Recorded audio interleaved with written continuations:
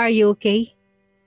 Habang sakay ng sasakyan at naglalakbay ang isipan, ay bumaling ang paningin ni Ami kay Kyoto, na noon ay nakatuon ang paningin sa madilim na kalsada habang nagdadrive. Nagpunta sila ng presinto para magbigay ng kanyang statement hinggil sa patong-patong na kasong kinakaharap nito. At sa awa ng Diyos ay naging maayos naman ang proseso ng pagtatanong sa kanya at nasagot naman niya yon ng maayos kahit pa nga kinakabahan siya.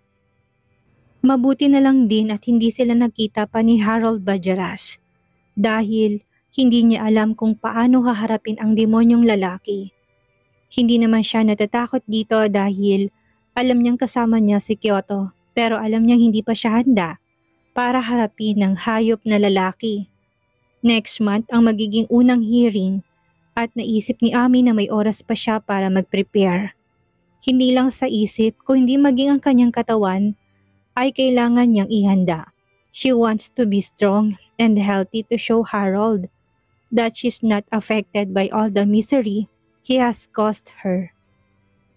I'm okay, medyo napagod lang siguro. Tugon ni Ami sa kakiming ngumiti sa lalaki. Gutom ka na ba? Gusto mo bang kumain muna? Dinner na rin naman. Kanina pa kasi napapansin ni Kyoto na tahimik ang dalaga at alam niyang malalim ang iniisip nito. Sandaling nag-isip si Ami, gusto rin naman niyang mag-unwind at medyo gutom na rin siya. Kaya tumango siya. Sige, nice. Ani Kyoto sa kami na ni Obra ang sasakyan patungo sa kung saan. Hindi na namalayan pa ni Ami kung gaano katagal silang bumiyahe at nakatulog na nga siya sa sasakyan. Dahil sa sobrang pagod at antok. Nagising lang siya nang maramdaman ang marahang pagyugyug ni Kyoto sa kanyang balikat. Hey, wake up, we're here. Nakangiting wika nito. Napamulat naman si Ami sa kamarahang ikinurap-kurap ang mga mata na bahagyang nanlalabo pa. Nasaan ba tayo? Do I snore while sleeping? Tanong niya sa namamaos na tinig sa pinunasan ng tuyong laway sa gilid ng bibig. Hindi naman mapigil ang matawa ni Kyoto dahil sa sinabi nito. Gusto sana niyang sabihin na, oo, pero nag-aalala siyang baka ma-offend ito. In fact, habang natutulog ay nakangangapangang dalaga na akala mo'y naghihintay na mahulog ang prutas sa mismong bibig. Hindi niya rin maiwasang balikan ang eksena kanina kung saan habang nagmamaneho ay wala sa sarili na palingon siya sa babae dahil sa lakas ng paghilik nito. At dahil doon dumako ang mga mata niya sa bibig nito na bahagyang nakaawang at tila ba tinutukso siya.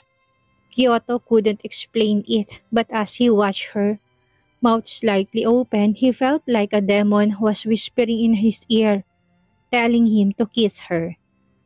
Dahilan para pansamantala siyang mawala sa focus at muntikan ng bumangga sa kasalubong na kotse. Mabuti na lang talaga ay kagad siyang nakapagminor at mabilis na iniwas ang minamaneho. Nope, and don't worry, you're still beautiful even when sleeping. Otomatikong nagising ang natutulog na kaluluwa ni Ami. Nang marinig ang sinabi nito, nabigla pa nga siya nang makitang sobrang lapit nito sa kanya. Na para bang akmang halikan siya nito. Ano bang ginagawa mo, Kuya Kyoto? Nautal na tanong ni Ami habang malakas ang kabog ng kanyang dibdib. I'm just unbuckling your seatbelt. Tugon naman ito na parang wala lang habang ipinagpapatuloy ang ginagawa.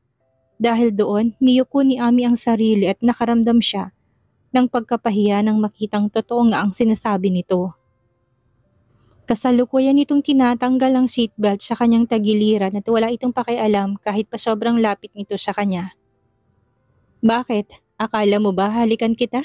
Nakangising tanong naman ni Kyoto nang sa wakas ay matagumpay niyang ma-unbuckle ang seatbelt nito.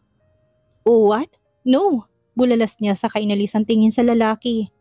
Ang init-init na magkabila niyang pisngi at ganon din ang kanyang pakiramdam. Kahit pa malakas naman ang air conditioning sa loob ng sasakyan. Alam ko namang tinatanggal mo lang yung seatbelt ko, no? Masyado ka kasing malapit kaya naiilang ako. Dagdag pa niya sa kapinaypayan ng sarili. Gamit ang palad. Okay, sabi mo eh. Nakangisi pa ring saad ni Kyoto. Ewan niya pero nag-e-enjoy siyang makitang pamumula ng mukha nito habang kausap niya. Let's go. I know you will love this place because it's mesmerizing, especially at night. Matapos sabihin nun ay nauna nang bumaba si Kyoto sa sakyan at pinagbuksan ng pinto ang dalaga. Mabilis namang bumaba si Ami. Marahil dahil kagigising lang at hindi pa lubusang nagigising ang diwa, ay sumabit ang paa niya at nag-out of balance. Mabuti na lang ay maagap siyang nasalo ni Kyoto sa kanyang bewang at alalayan upang hindi matumba. Yun nga lang ay naitapon niyang sarili at napasubsob siya sa matipunong dibdib nito. Pero sa halip na mapahiya, sinamantala ni Ami ang pambihira at napakagandang pagkakataong iyon para singhot-singhotin ang pinaghalong pabango at natural male scent nito. That's Dior Sauvage, one of the most luxurious perfumes. What do you think? Nakapasya ba ako sa pang-amoy mo? Ano raw? Sandaling tila nag-loading ang isip ni Ami sa narinig pero kaagad din siyang lumayo sa lalaki na mapagtanto ang ibig nitong sabihin. Hindi naman kita sinisinghot, no? Natural lang na maamoy kita kasi sobrang lapit natin sa isa't isa. Kaya wag kang feeling dyan. Napapahiyang saad ni Ami saka lumayo dito at umayos ng tayo. Napailing-iling naman si Kyoto sa tagal na niyang humaharap sa iba't ibang tao dahil sa nature ng kanyang trabaho kaya alam na niya kung nagsisinungaling ang tao sa isang tingin pa lang. You're not good in lying. Nakangisi pa ring saad ni Kyoto. Anyway, let's go. Alam kong pagod ka na at gutom. Marahing inalalayan ni Kyoto ang dalaga sa bewang subalit iniingatan niyang madikit ang palad niya dahil alam niyang maiilang ito sa ganong gesture. Pumasok sila sa loob ng isang 2-story restaurant na may cozy and warm ambience. Mabuti na lang ay nakapagpa-reserve na kaagad siya kanina habang natutulog ang dalaga. Kung hindi baka wala na silang maabutan pang pwesto sa dami ng customer na naroon sa gabing iyon. Wow! Ang ganda naman dito! Bulalas ni Ami nang makaupo. Nagniningning ang kanyang mga mata habang pinagmamasdan ang napakagandang ilaw ng lungsod. Lihim namang napangiti si Kyoto. Napili niya ang restaurant na yon sa Antipolo dahil overlooking yon at malayong natatanaw ang nakikislapang city lights ng Maynila, Marikina at Cainta. Sa second floor ang pwesto ng napili niya dahil open space yon, dahilan para malaya ka ring makakasinghot ng sariwang hangin. Do you like the place? Kasual ng tanong ni Kyoto sa dalaga na noon ay malapad ang pagkakangiti. Masaya namang tumango si Ami, saka sumagot. Yap, first time ko lang makapunta rito and for me, this is one of the best overlooking resto na napuntahan ko. I'm glad to hear that. Tumango-tango namang saad ni Kyoto. So order na tayo. Matamis namang ngumiti si Ami kahit alam niyang friendly dinner lang yon. Para sa kanya ay mistulan itong dinner date. Kanina pa rin niya napapansin na panay ang tingin ng mga babaeng naroon kay Kyoto. Kaya naman todo pagpapakyut siya para isipin ng mga itong totoong boyfriend niya ang binata. Sige, kanina pa rin kasi ako nagugutom eh. Nakangiting sagot niya. Okay. Sumenya si Kyoto sa isang waiter na kanina pa naka-standby at mabilis naman tong lumapit sa kanila. Good evening sir, ma'am. Welcome to the Highlands Restaurant. Are you ready to order? What is your order? Tanong ni Kyoto sa dalaga habang nakatingin sa menu na hawak. Okay. 1 Caesar salad, garlic bread, grilled salmon with dill sauce and crepe Suzette. Subalit maya-may naputol ang pagsasalita ni Ami nang mula sa kanyang likuran. Ay isang boses ng pamilyar na lalaki ang tumawag sa pangalan niya. Amelinda, is that you? Amelinda, is that you? Naputol lang siya na isasabihin ni Ami nang marinig niyang pamilyar na boses mula sa kanyang likuran. Puno ng pagtataka niyang nilingon ang taong yon at ganun na lang ang gulat niya at kabog ng dibdib na makitang si Jake yon. Jake! Mahina niyang usal, hindi maintindihan ni Ami ang nararamdaman ng mga sandaling iyon. May ilang buwan na rin matapos ang kanilang break-up pero naroon pa rin palang matinding sakit sa kanyang dibdib. Ang akala niya nabura na yon simula noong makilala niya si Kyoto at magkaroon siya ng feelings para dito. Pero napagtanto niyang mali pala siya. Pansamantala lang niya nakalimutan ang sakit pero hindi nawala sa kanyang puso. At ngayong nasa harapan niya si Jake ay para bang nanumbalik ang sakit na pinaramdam nito sa kanya nang iwan siya nito sa ere. Oh my God, ikaw nga, bulalas ni Jake habang nakatingin sa ex-girlfriend na mangyak-ngiyak. Gusto niyang yakapin ng babae, pero nang maisip niya kung gaano niya ito nasaktan ay pinigilan niya ang sarili. Si Ami na pilit namang pinatatatag ang dibdib kahit pa may namumuo na ring luha sa kanyang mga mata, ay buong tapang na tumayo at hinarap ang lalaki. What are you doing here? Malamig niyang tanong. I'm here for a company dinner, and then I said, bakit ka nandito? What do you need? Pinuto ni Ami ang sinasabi nito sa kamari na nagtanong muli. Bumuntong hininga naman si Jake sa kapalihim na ikinuyom ang mga kamao. We need to talk, Ami. Please, listen to me. For what? Muling puto ni Ami sa sinasabi ng dating nobyo. Tapos ng lahat sa atin kaya wala na tayong dapat pag-usapan. Makakaalis ka na. Dahil nakakaistorbo ka. You see? I'm with someone else. Tinalikuran ni Ami si Jake saka muling bumalik sa pagkakaupo. Pansamantalang nawala sa isipan niya si Kyoto na kasalukuyang pinapanood sila na may seryosong anyo. Si Jake na matagal nang gustong makausap si Ami hindi sumuko. Matagal niya nang hinahanap ang babae pero hindi niya matagpuan dahil bukod sa nag-resign na ito sa trabaho ay wala na rin to sa dating apartment. Kaya ngayon na sa harapan niya ito hindi niya nahahayaan pang hindi ito makausap at masabi ang totoong dahilan kung bakit mas pinili niya itong iwan. Please, Ami, give me a chance to explain. Please, I'm begging you. Pagsusumamo ni Jake sa hinawakan ng babae sa pulsuhan. Ano ba? Don't touch me. Bulalas ni Ami na bahagyang napalakas ang boses. Dahilan para bumaling ang paningin sa kanila ng mga naruroon. Doon na naalerto si Kyoto. Tumayo siya sa kinauupuan at pumagitna sa dalawa. Saka madilim ang anyo na humarap sa lalaki. Bro, if she says she doesn't want to talk, respect that. You're just embarrassing yourself. Tila naman doon lang napansin ni Jake ang presensya ni Kyoto. Pero ganun pa man, ay hindi siya nagpatinag. Hindi naman nalala yung pangangatawan na taas ng dalawang lalaki sa isa't isa. Kaya nang magharap ang mga to at magkatitigan, ay may namuong tensyon sa pagitan ng mga ito. Wala akong pakialam. Matigas na sagot ni Jake saka muling bumaling kay Ami na noon ay pulang-pula ng mga mata sa pagpipigil ng iyak. Please, Amelinda, hear me out. Hindi ko ginustong saktan ka, kaya lang. Sandaling nahinto si Jake sa pagsasalita. Matagal na niyang pinag-isipan kung dapat ba niyang sabihin kay Ami ang totoo. Pero ngayon nakita niya na yon ay nakapag-decide na siyang sabihin ang dahilan kung bakit niya ito iniwan. Harold Badgeras threatened me.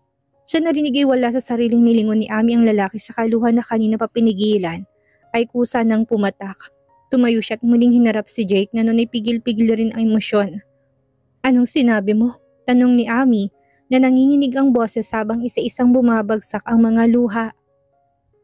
That bastard Harold Badgeras threatened me to hurt you. Bakit hindi mo sinabi sa akin? Naluluhang tanong pa ni Ami sa dating nobyo. Luminga-linga si Jake sa paligid at napansin niya masyado na nilang naagaw ang atensyon ng mga naroroon. Kaya naman hinawakan niya si Ami sa mga kamay at saka masuyong pinagmasdan ng dalaga. Sa ibang lugar tayo mag-usap, Ami. Sasabihin ko sa iyong lahat-lahat. Anang Jake. Sa narinig ay nag-alinlangan na bumaling si Ami kay Kyoto na parabang doon lang niya naalala. Nakatingin ito sa kanila subalit walang emosyon ang mababasa sa mga mata. Blanko lang ang ekspresyon ng mukha nito ng mga sandaling iyon. Sandaling nag-alinlangan si Ami dahil alam niyang nag-effort si Kyoto para dalhin siya doon. Pero mas nanaig sa kanya na malaman ng rason kung bakit mas pinili ni Jake na saktan siya. Pwede bang mauna ka nang mag-dinner, Kuya Kyoto? Mag-uusap lang kami. You don't need to ask my permission. Go on, umuwi ka lang ng maaga dahil baka mag-alala si Aling Lorna. Agaw ni Kyoto sa sasabihin sana ng dalaga. Pero ang totoo, may munting tinig sa isipan ni Kyoto na nagsasabing pigilan ng babae sa pag-alis. May pagtutol sa kanyang puso ng mga sandaling yun at para bang gusto niyang hilahin si Ami palayo sa lalaking yun. But he stopped himself. Because first of all, he had no right to do that. Who was he? What was their relationship to each other? Aside from the fact that he was her younger sister's friend. And they lived under the same roof. They had no other relationship. So, what right did he have to stop her from doing what she wanted to do? Thank you. Pilitang ngiting sagot naman ni Ami siya kadinampot sa katabing upuan ng shoulder bag at tumalikod na.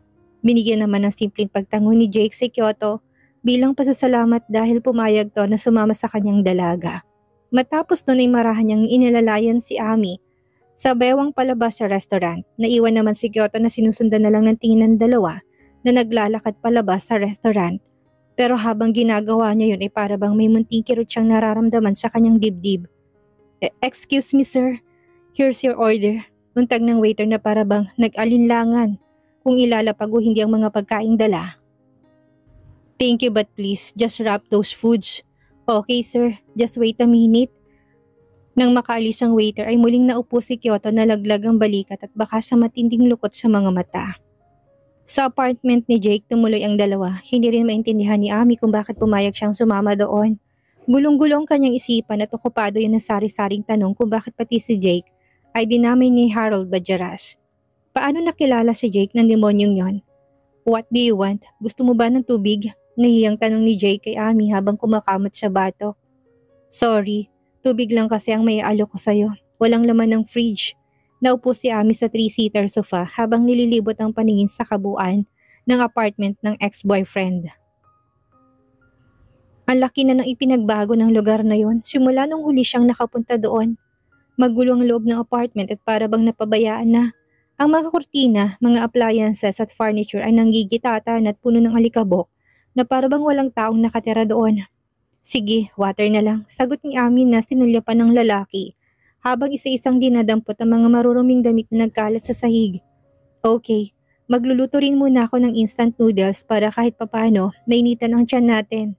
Ani Jake matapos mailagay ang mga maruruming damit sa laundry basket. Sige, nawala sa paningin ni Ami si Jake. Matapos itong magtungo sa kusina, naiwan naman siyang muling nililibot ang paningin sa kabuuan ng apartment.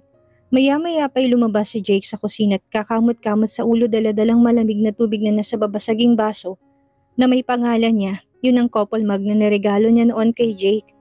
Sorry, hindi pala ako nakapag-grocery. Bibili na lang muna ako sa labas. Nahiyang ani ni Jake sa inabot sa kanya ang tubig. Tinanggap naman niya yon. Nang mga lahati ang laman noon ay sa kanya nilapag ang baso at bumaling sa lalaki na nakatayong malapit sa pinto. It's okay, hindi naman yan ang pinunta ko dito. I want to know the truth about why you broke up with me. Diretsang wika ni Ami sa lalaki. Nang marinig yun ay humugot ng malalim na buntong hininga si Jake. Saka walang nagawa ko hindi maupo sa sofa, katapat ng kinaupuan ng dating nobya. Nakilala ko si Harold Badjaras dahil ipinakidnap niya ako sa mga tauhan niya. Panimula ni Jake, nagulat si Ami sa narinig. Walang nababanggit sa kanya si Jake tungkol doon noon. Ipinakidnap ka? Bakit hindi ko alam? Napayuko si Jake dahil hindi niya kayang tumingin ng diretso sa mga mata ng babae. I didn't tell you because I didn't want you to worry. Besides, buhay naman ako nakauwi. Sandaling binalikan ni Ami sa kanyang isipan ng mga nakaraan. Naalala niyang isang beses ay umuwi si Jake na puro galos at pasya ang katawan, marumi rin ang kanyang damit na para bang nakipagbuno sa kalabaw. Ang rason dito sa kanya noon ay minakaalitan daw itong kasamahan sa trabaho at nagpang-abot ang mga ito. Kahit na, dapat sinabi mo pa rin sa akin. Paano kung namatay ka? Galit na tanong ni Ami sa lalaki habang pinupukol to ng masamang tingin. But I'm alive. Walang saysay na sabihin pa sa'yo dahil alam ko mag-alala ka lang. Hindi kumibo si Ami at nanatili lang na masama ang tingin niya sa dating nobyo. Harold Badjaras told me everything about you, but I didn't believe him. Because I knew you could never do those things. Sinabi ko sa hayop na yun na hindi kita iiwan kahit na anong mangyari, na wala akong pakialam ko ano't sino ka man. Ang mga salitang yun ni Jake ay parang patalim na unti-unting sumasaksak sa puso ni Ami. Sa tagal ng naging relasyon nila ni Jake ay alam na niya kung nagsasabi to ng totoo at sa mga sandaling yon nasasaktan siya dahil ramdam niya sa kanyang puso na totoo ang sinasabi nito sa kanya. Napayuko si Ami sa kanyang paanan dahil pinipigilan niya ang kuhang gustong kumawala doon. Ayaw niyang umiyak sa harapan ni Jake. Ayaw niya. Nang sabihin ko yun, binugbog ako ni Harold at pinagbantaan niya ako. Kung hindi kita iiwan, papatayin ka niya at ang pamilya mo. I can't do anything. I hated myself because I was so useless. I can't even save you from that bastard. Jake's voice cracked after saying those words. a sign that he was crying. Nanatili naman nakayuko si Ami pero ang kanyang mga luha ay isa-isa ring bumabagsak sa kanyang kandungan. Kaya kahit masakit, pinakawalan kita. That was the only way I could think of to help you to break up for your own good. Namayaning mahabang katahimikan sa dalawa ng mga sandaling yun, subalit kapwa umiiyak ang mga to. Kinamuhian niya si Jake dahil ang buong akala niya iniwan siya nito sa kadahilan ng hindi nito tanggap ang tunay niyang pagkatao. But it turned out that he only did what he knew was best for her. Tumayo si Jake mula sa kinuupuan at lumuhod sa paanan ni Ami habang umiiyak. Ginagap niyang nanginginig ng mga kamay ng dating nobya at saka buong puso na tumingin sa mga mata nitong hilam sa luha. I am really sorry, Amelinda. Alam kong iniisip mo na iniwan kita dahil hindi kita tanggap. But you know what? I don't care who or what you are. I love you so much and I'm willing to do anything for you. Hindi sumagot si Ami at nanatili lang sila sa ganong posisyon habang umiiyak. Lumipas ang mahabang sandali na ganon lang ang kanilang posisyon hanggang sa unti-unting kumalmang isa't isa. Can you come back to me? Maya-may tanong ni Jake na namamaaw sa tinig. Sobrang miss na kita at hindi ko kayang mawala ka sa buhay ko, Amelinda. Nagangat ng tingin si Ami sa luha ang pisngi ng lalaki pero nanatili lang siyang nakatingin na para bang lumilipad ang isipan. Kaagad naman itong nahalata ni Jake kaya mahigpit niyang niyakap ang babae at bumulong. Hindi kita minamadali. Alam ko magulo pa sa'yo ang lahat, Ami. Pero pangako maghihintay ako. Sasamahan kita hanggang sa matapos ang kaso laban kay Harold Bajaras. At saka mo ibigay ang sagot mo. Wala naman sa sariling tumango si Ami ng mga sandaling iyon bilang sagot. Thank you, Ami. Bulalas pa ni Jake, saka muling niyakap ang babae ng buong puso. 3:00 na ng madaling araw pero hindi pa rin makatulog si Kyoto. Balisa siya na para bang meron siyang gustong gawin na hindi niya mawari kung ano. Kaya naman sa halip na pilitin ang sarili na matulog ay kumuha siya ng brandy mula sa minibar ng mansyon at nagtungo sa balcony para doon magmuni-muni habang umiinom. Ilang sandali pa'y mula sa balcony ay isang black SUV ang huminto sa tapat ng mansyon. Kumunot ang kanyang noo habang pinagmamasdan kung sino dahil hindi siya pamilyar sa sakyang iyon. Maya-maya pa'y bumaba sa sakyan ng pamilyar na lalaki at kasunod naman ito ay si Ami. Otomatikong nagtagisan ng kanyang mga bagang nang makitang dalawa na para bang masayang-masaya ng mga sandaling iyon. Hindi siya nakikita ng mga to dahil sinadya niyang huwag magsindi ng ilaw sa balcony. Pero ang mga to ay malinaw niya na pagmamasdan dahil sa automatic light sensor na siyang nagbibigay liwanag sa main gate. Kumuya ang mga kamao ni Kyoto habang madilim ang anyong pinapanood ang dalawa na sandaling nag-uusap. May munting kirot din siyang nararamdaman sa kanyang dibdib habang malungkot ang mga matang nakatingin sa dalawa. Is he jealous? But why?